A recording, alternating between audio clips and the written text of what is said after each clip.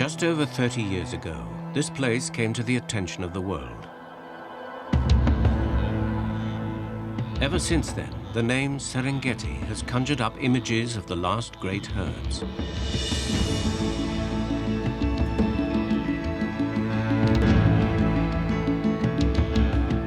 There are over 1.5 million wildebeest here. Together they form the black tide that ebbs and flows across the Serengeti.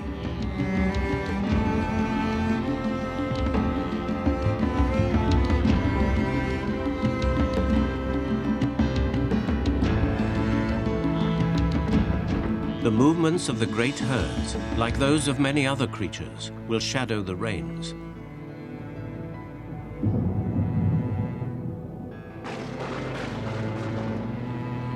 While it is raining on the plains, 80 miles away to the west, it is very different.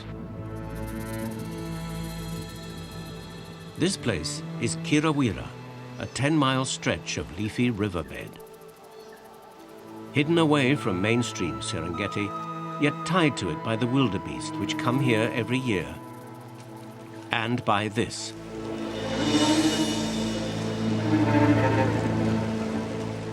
Born in the thunderstorms on the plains, this flash flood is the Grumeti.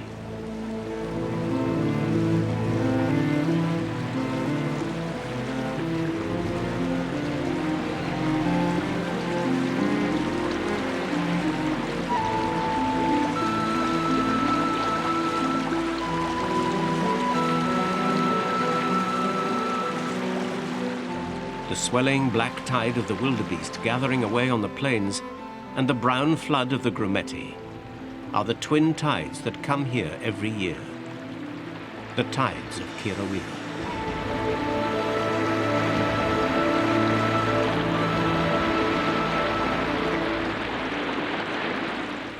In a few months, the river will ebb away, counting down to the time when the wildebeest will inundate Kirawira and its guardians.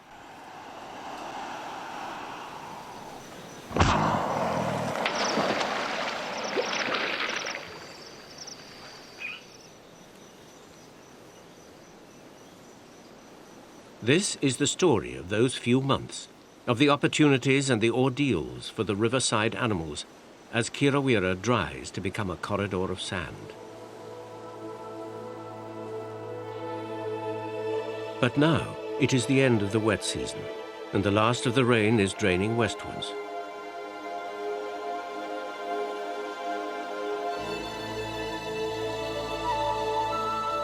The river runs 100 miles or so in and out of the national park on its way to Lake Victoria. Rarely more than a few yards wide, at first glance it is like 100 other small rivers that flow into the lake. But this river flows through Serengeti, and the 10-mile stretch called Kirawira is home to the continent's most spectacular crocodiles.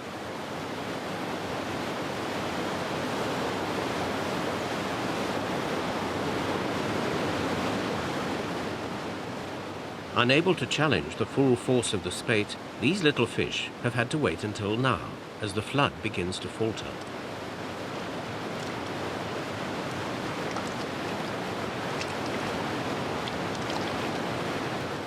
They are loaches, struggling upstream to their spawning grounds.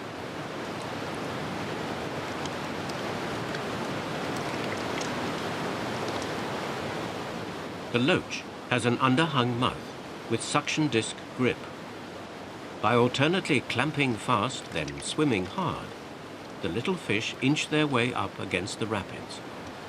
They travel as a shoal and go up in a rush, trying to get through this dangerous passage before all the activity attracts attention.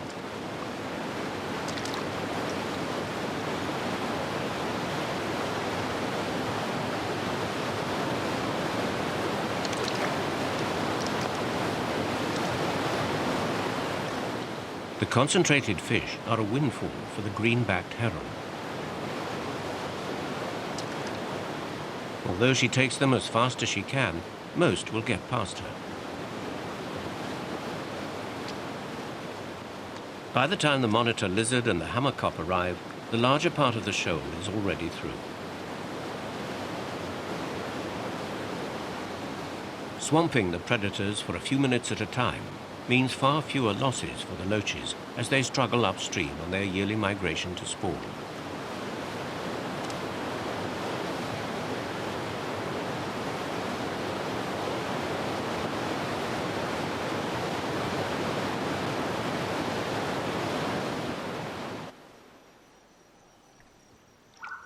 For the freshwater clams living in the riverbed, spawning is more of a problem.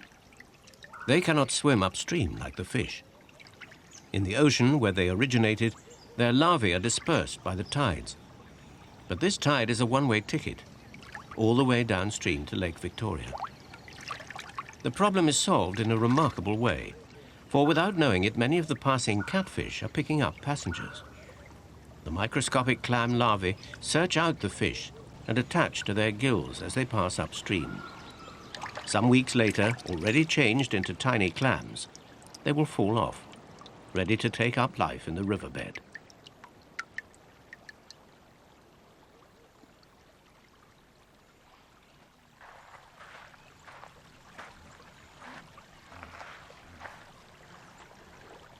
These fish have left it too late. They are trapped in a pool by the falling tide.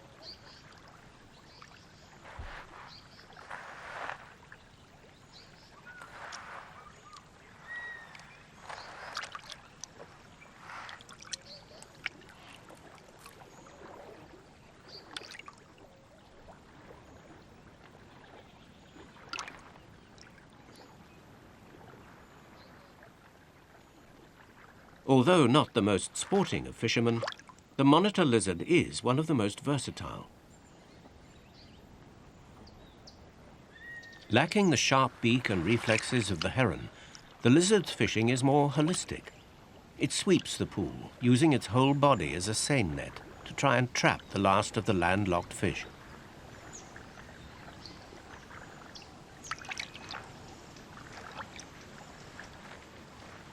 A small fish is a reasonable catch for a monitor lizard. But what about the river's largest predators?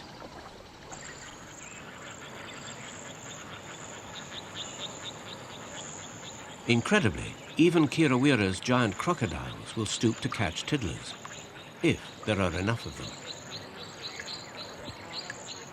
As the water level falls, small catfish, known as squeakers, are concentrated into pools where their numbers force them to the surface to gulp air.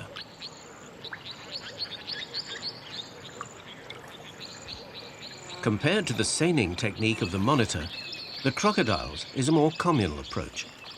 Swimming together, the crocs drive the fish up into the shallows and, in an extraordinary display of cooperation, form a living dam.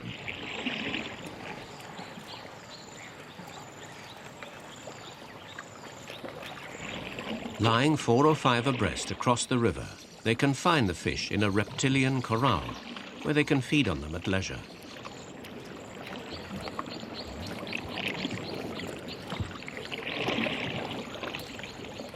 At this time of year, the large male crocodiles are territorial, and one dominant male would normally have this pool to himself, challenging all comers.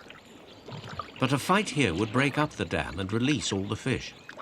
It seems that for a few hours, all aggression is suppressed, as up to 70 crocodiles pool together to fish, all squashed into a few yards of water. It is not possible for a few tiny fish to support such a collection of monsters, but as hors d'oeuvre, they will tide the crocs over until the main course arrives.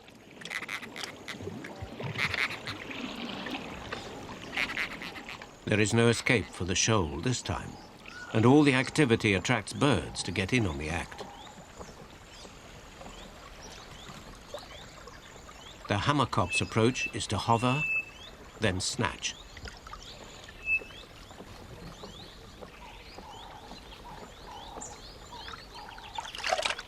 The pelicans prefer to dip net.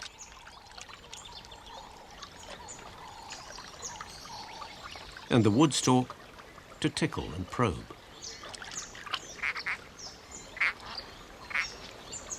Whatever the method, the little catfish are easy to catch, but they are not so easy to swallow, for on capture the squeaker locks its spines fast. They are modified fin rays, needle sharp, and serrated on both sides, designed to jam in a predator's throat. They operate like a ratchet that only the fish can release.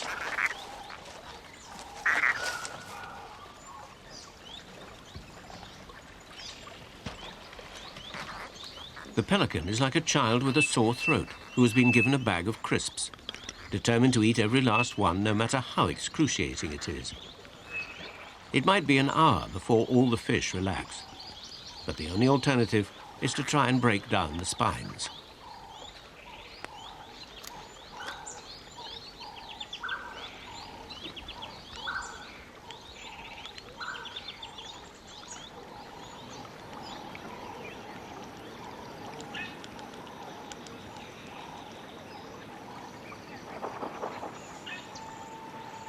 With the dry season tightening its hold on Kirawira, each day the river is a little narrower, the pools a little shallower. It is scarcely noticeable at first, barely half an inch a day.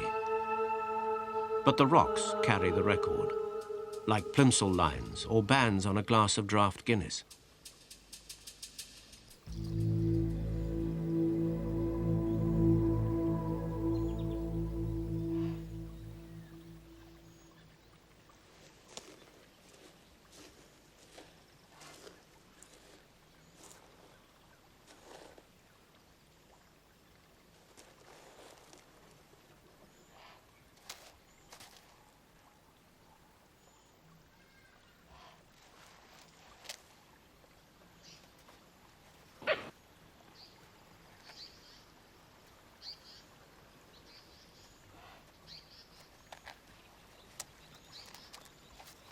Normally, a crab is active at night, but with its hole high and dry, it must seek refuge in the dwindling pools. It is temporary security, for now that the river has stopped flowing, the marsh mongoose comes tide pooling.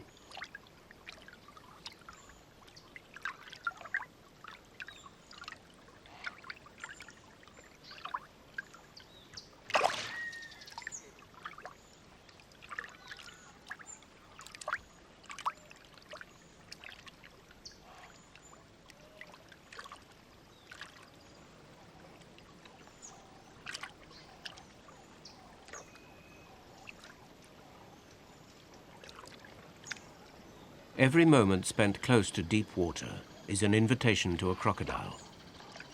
Even at the margins, the marsh mongoose will not spend any longer than he needs.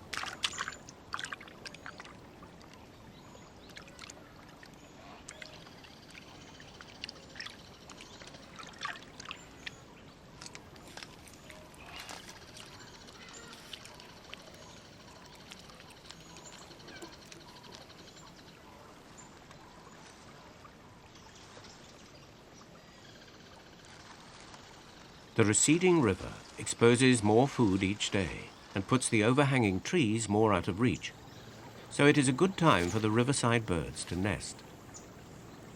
The red-headed weaver builds his nest high above the water, out on the limb of a thorn tree.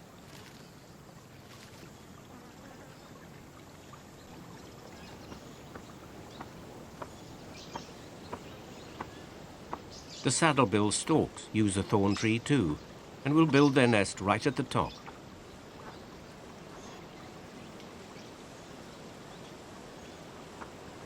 Protected by thorns, both the weaver and the storks are well out of harm's way.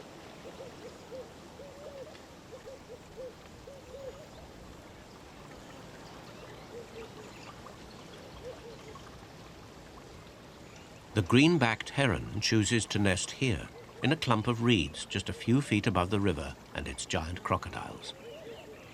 Her mate will not risk flying to the nest.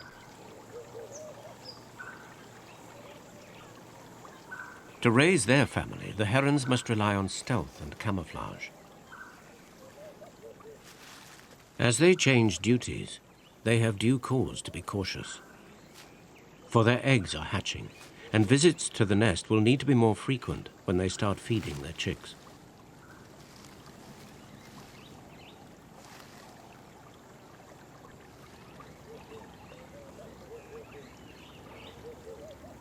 With increased predation and drying pools, it's a tough time of year for the fish. But to look at the killifish in a riverside pool, you might not think so. They're spawning hard.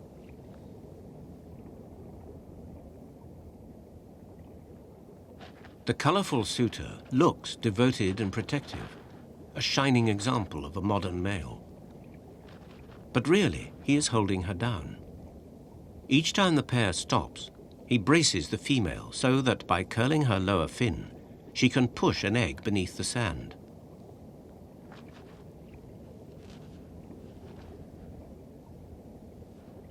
Regular couples, threesomes, their spawning has an apocalyptic intensity. It is the climax of their tiny lives, for tomorrow the pool will dry, and with it the killifish and their eggs.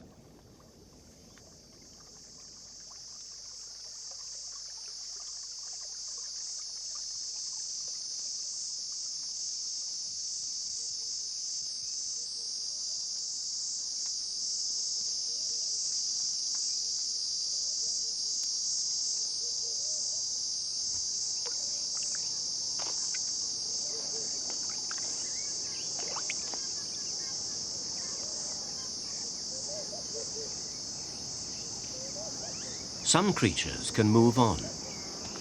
The terrapin will find another pool. The killifish will die. But buried in the sediment, their eggs will survive until the next rains come. It is a remarkable lifestyle, enabling a permanent population of fish to live in a pool that is only wet for a few weeks each year.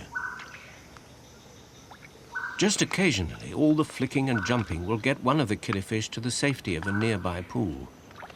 But then, sometimes, it just serves to attract attention.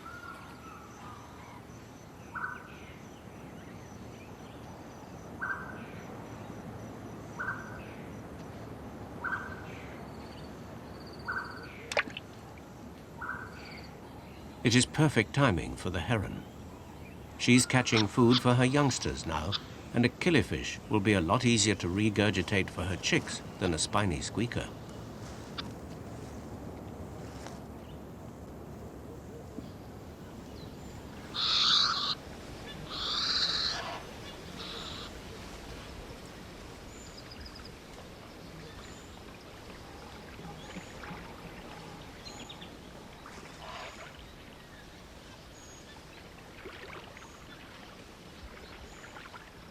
As the river seeps away at Kirawira and one tide falls, the other is rising.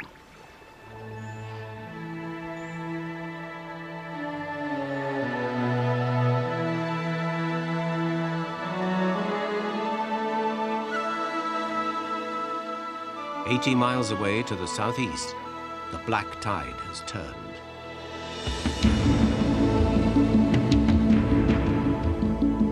The plains are drying out, and the wildebeest are on the move.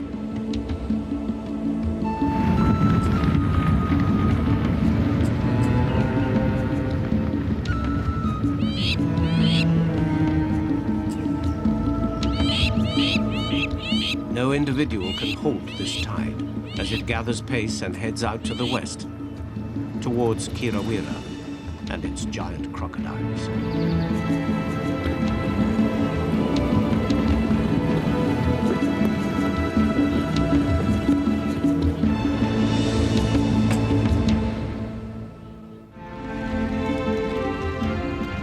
As the wildebeest stream down from the plains, back at Kirawira, there has been a decision.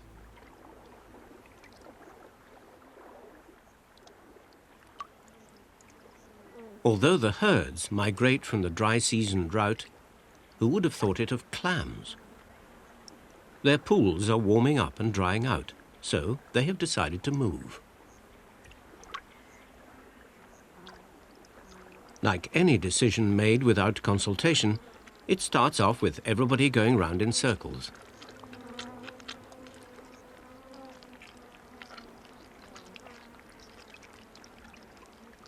Over the next few hours, the clams mill about, apparently without direction.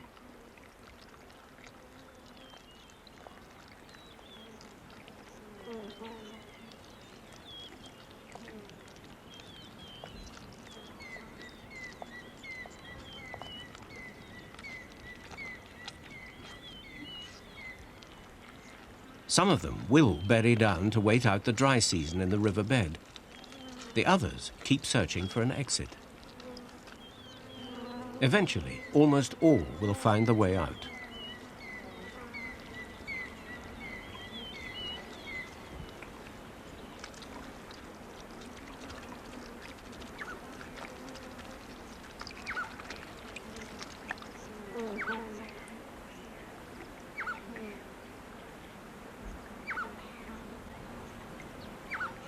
The freshwater oysters are quite literally stuck.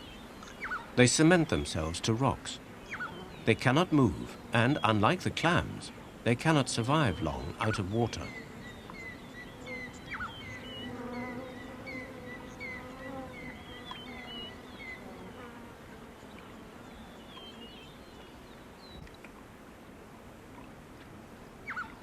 A few hours in the sun, and they gape and die.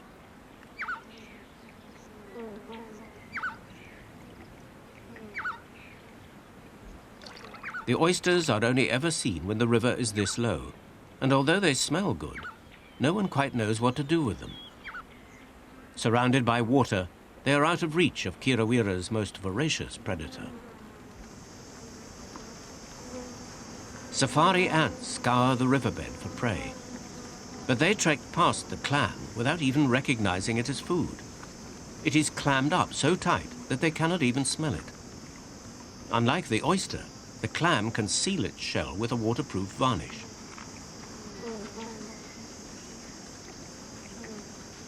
Although the sand might reach 60 degrees outside, inside its shell the clam is wet and alive. It can survive like this out of water for as long as 2 years, if not spotted by a predator in the meantime.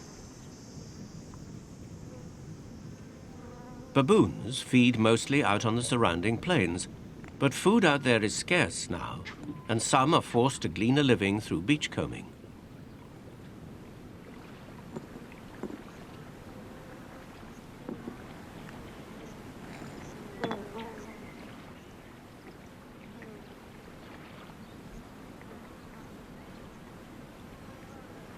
It is not real tide pooling. The baboon is too fearful of crocodiles to wade around like the mongoose.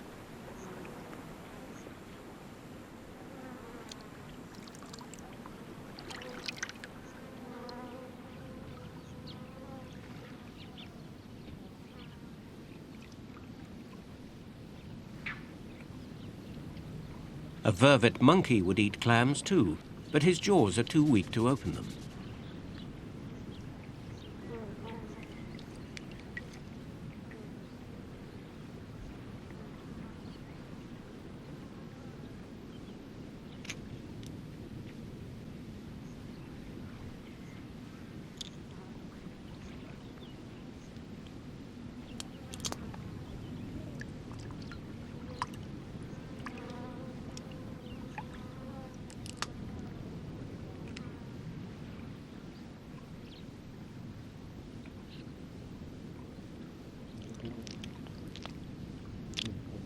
When times are hard, it is their ability to turn their hands to almost anything that enables baboons and vervets to make full use of what for them is such an extraordinary food.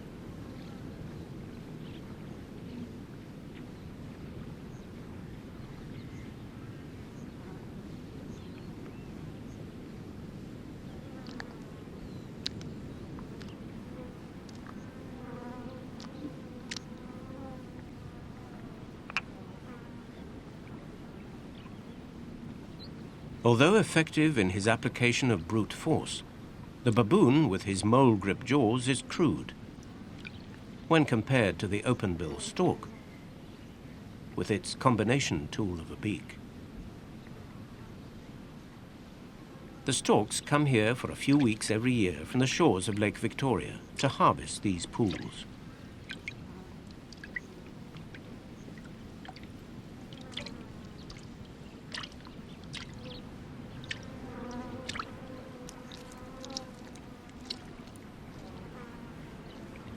The clam was taken with forceps. Now the nutcrackers are brought to bear. They do not break the clam shell, but chip it along the edge, so that the spear tip can find purchase.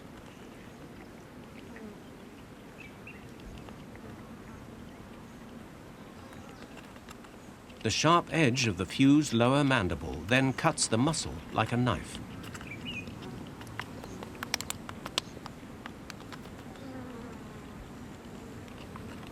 Then pared and teased, the meat comes out clean.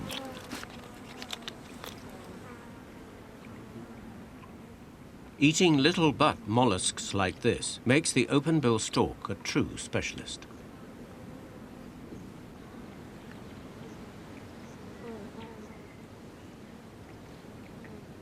Harsh conditions favor specialization, and now with Kirawira in the grip of the dry season, this specialist flowers. For much of the year, the torrent lily is completely submerged. It can only flower now. Its creamy flower heads are waxy and slippery, and grooved with deep, narrow slots.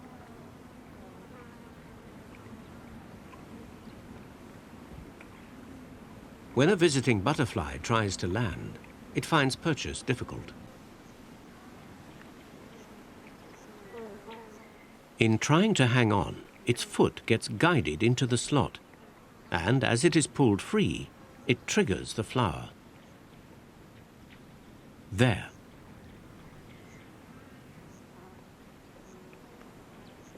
What the butterfly has unwittingly snared with its clawed foot are two yellow sacs of pollen, joined by a snag line, that was set in the slot.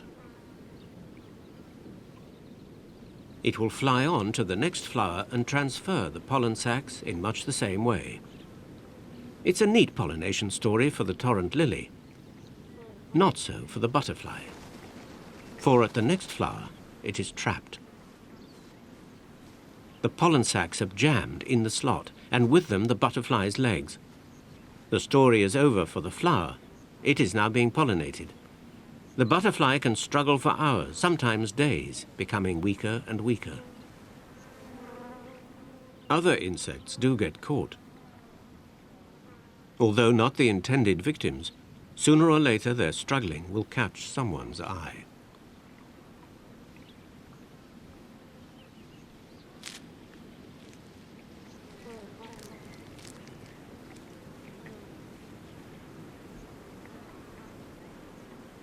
The bush snake is looking for lizards.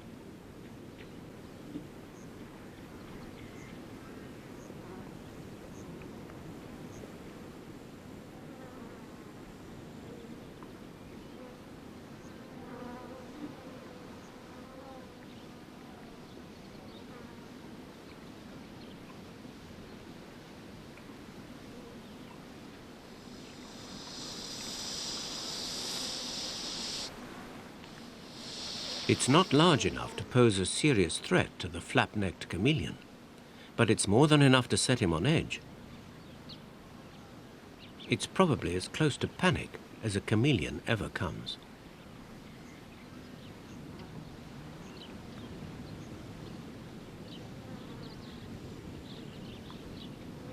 The bush snake and the chameleon are both opportunists, making frequent visits during the flowering season in the hope of finding a meal amongst the stands of torrent lily. Overlooked by the chameleon, a butterfly occasionally escapes the clutches of the lily, at the cost of a leg or two. Towards the end of the season, some flower heads fill up with amputated limbs.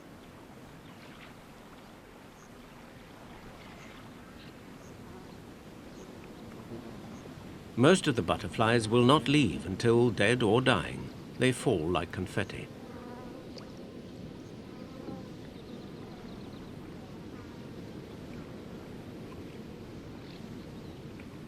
These are lean times, and although their tiny corpses do not taste good, they will not go to waste. They will help sustain a host of other creatures through the hard times to come. No one can afford to be fussy now.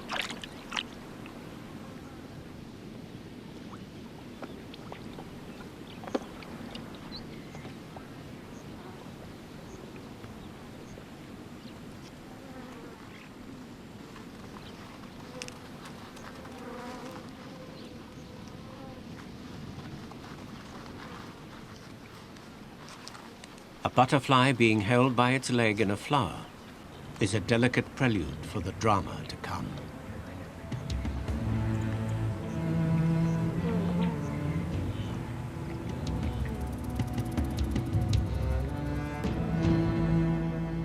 The wildebeest are close. This evening and tonight they will arrive, weary from the long march. In the morning, they will drink. It is what the giant crocodiles at Kirawira have waited for all year.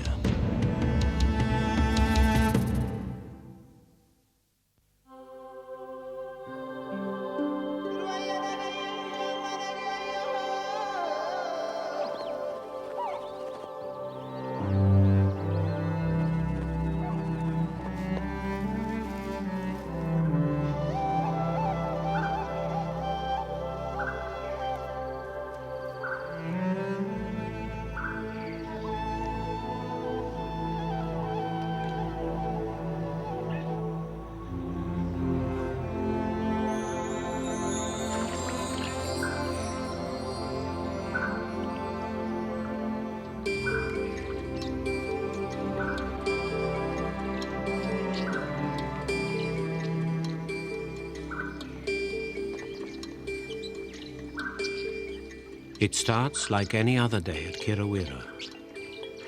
But before night falls, the lives of many riverside animals will have changed forever.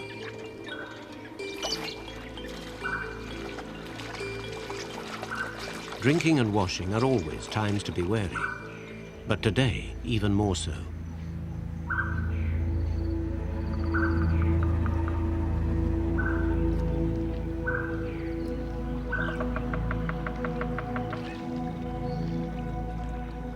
How the crocodiles know is a mystery. But what they know is that the rumble in the distance will not bring rain. It is the sound of the tide. The wildebeest are here.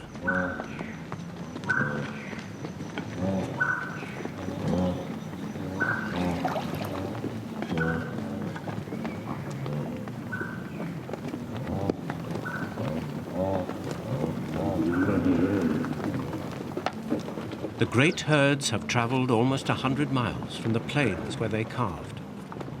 Although the calves are still suckling, their mother's milk is drying up, for the plains are parched and the grazing sparse.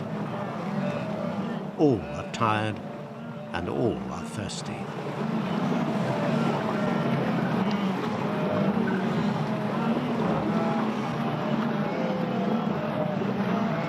The giant crocs are hungry, as the lengths to which they went to catch a few small fish have shown. But they need patience now.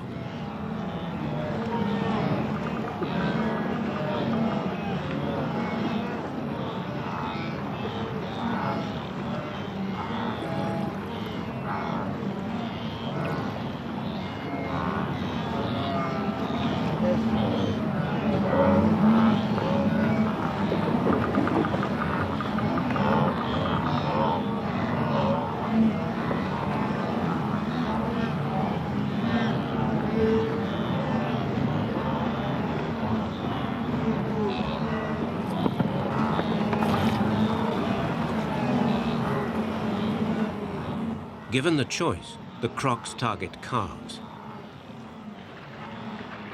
They are more naive. They wade in deeper. And they have never seen a crocodile before in their lives.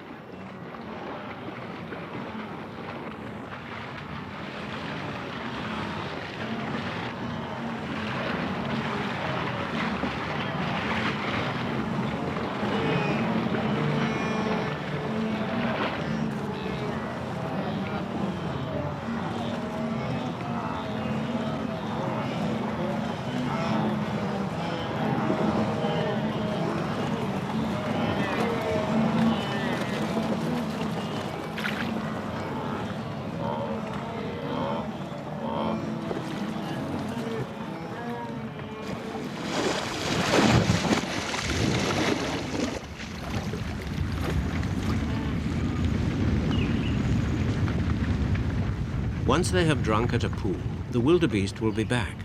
For although they flee from the commotion, they do not recognize the crocodiles as predators.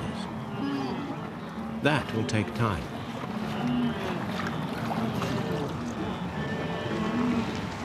Every other predator they know gives chase, and when that happens, they run. Being hunted on the plains was never like this.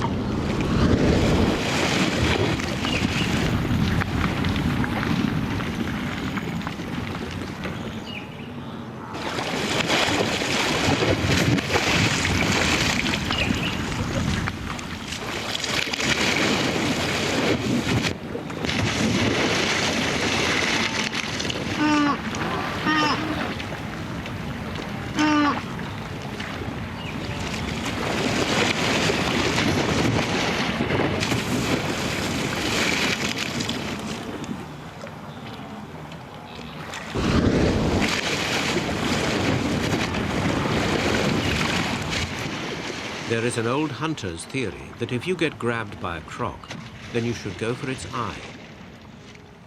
It is rarely tested by wildebeest. But the crocodile's eye is the only weak point in an otherwise impenetrable head.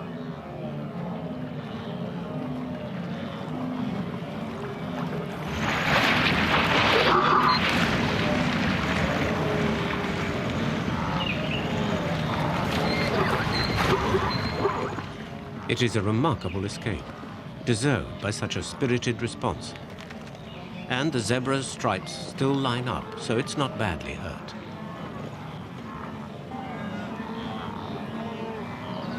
When the croc really gets it right, there is nothing to be done. At the top of its strike, it has already turned with the wildebeest and is well on the way out to deeper water.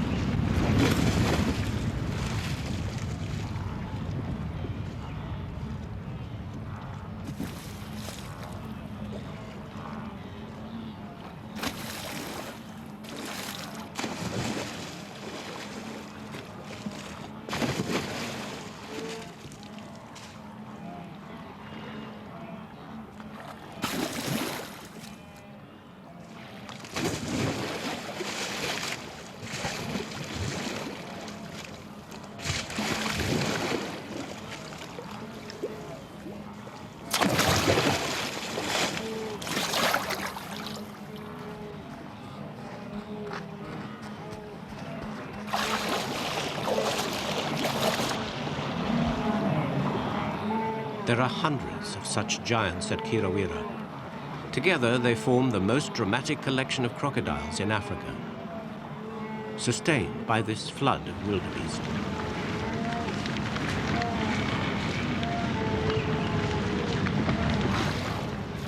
For the giant crocodiles, the annual visit of the wildebeest is crucial. They rely on this yearly feast and will not feed like this again until the migratory herds return.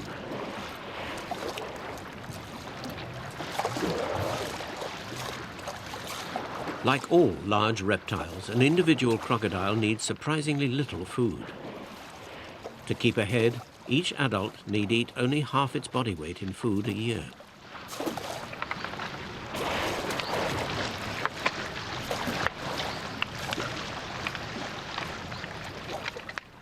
For this spectacular population of giants, most of that is provided in this short period in the dry season, when the waters are churned as the tides meet at Kirawira.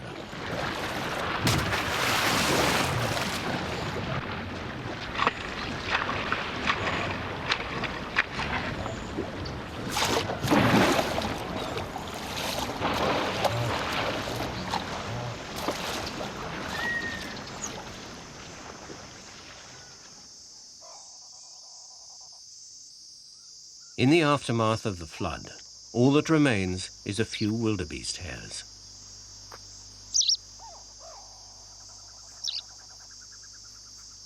They will provide some small degree of comfort for the wagtail's family when it hatches in a few weeks' time.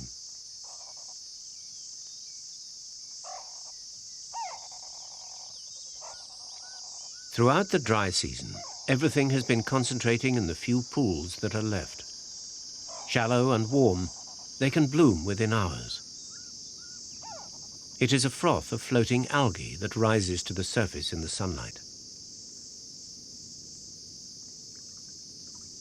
All along the river, the greening pools show that it is drying fast.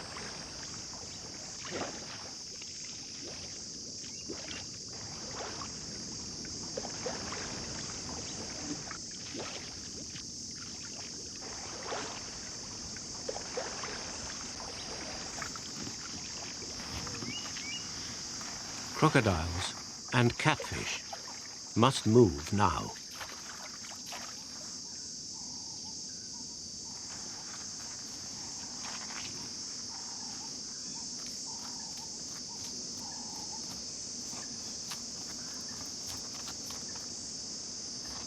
The crocs can walk long distances, several miles a day if necessary.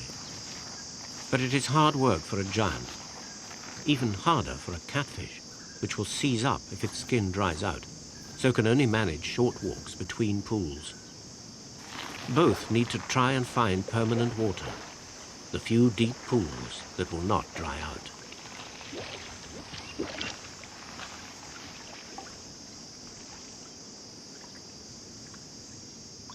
Although catfish can walk and breathe air, for these there is nowhere to go. This is the end of the line.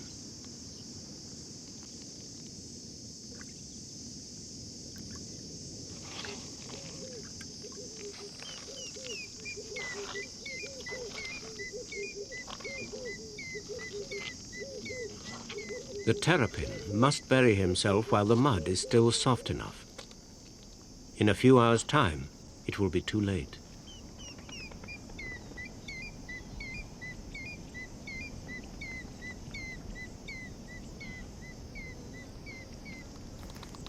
This fallen giant will not walk to the water again. He is returning to the river in a different form. The dead crocodile tastes so foul that nothing scavenges it apart from maggots. That you are what you eat is never more true than when you are a maggot. Toads can eat them straight, but the Hadada ibis is more fastidious and washes each one first.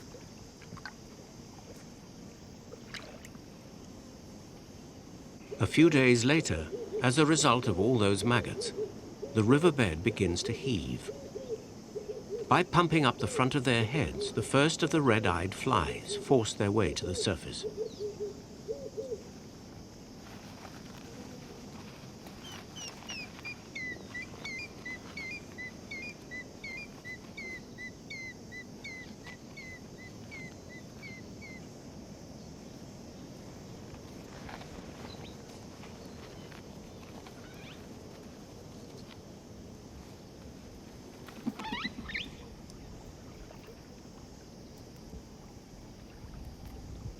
Two weeks after it died, the dead giant is sponsoring life further afield, for the first crop of flies is nourishing young wagtails.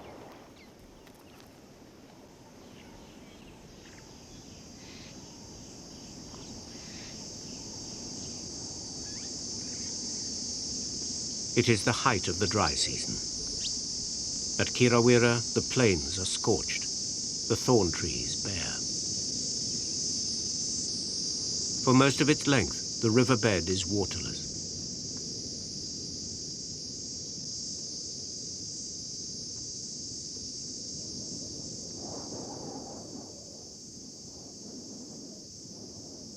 Where there was a pool, the eggs of the killifish lie dried up and dormant, waiting for the rains.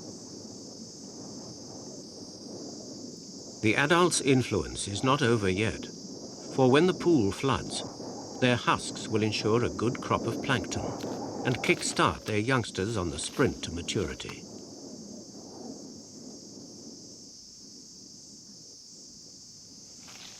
The catfish are barely alive. Although theirs was the deepest pool on this stretch of river, it has gone now. Their skins are almost dry. It can only be a matter of time.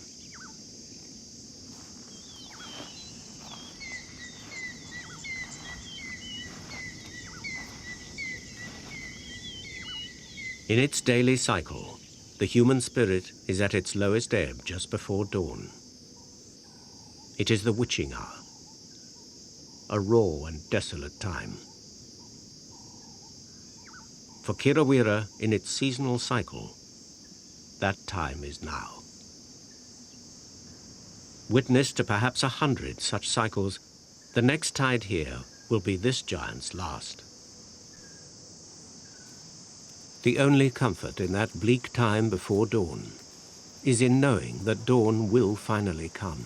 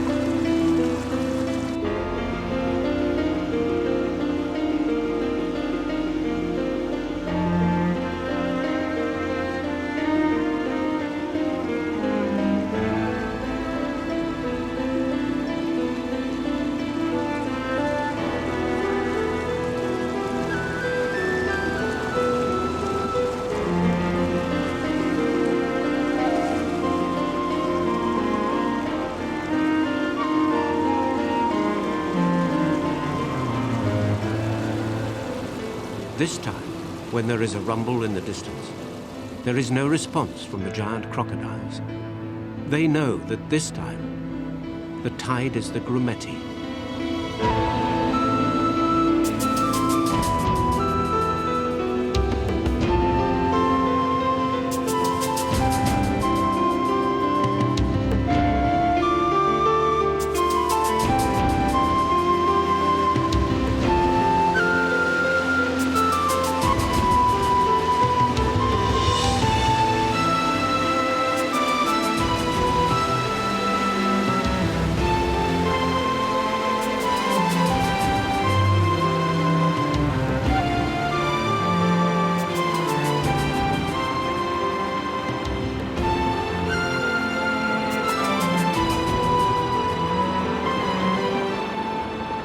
These are the twin tides that sweep through Kirawira every year. The black tide of the Wildebeest and the brown flood of the Grumeti River. The river is a seasonal lifeline for the creatures at Kirawira. But only together can the twin tides sustain this population of giants until that time next year, when away on the plains the clouds start to build and the wildebeest look west, when a distant rumble will announce the return of the tides of Kirawira.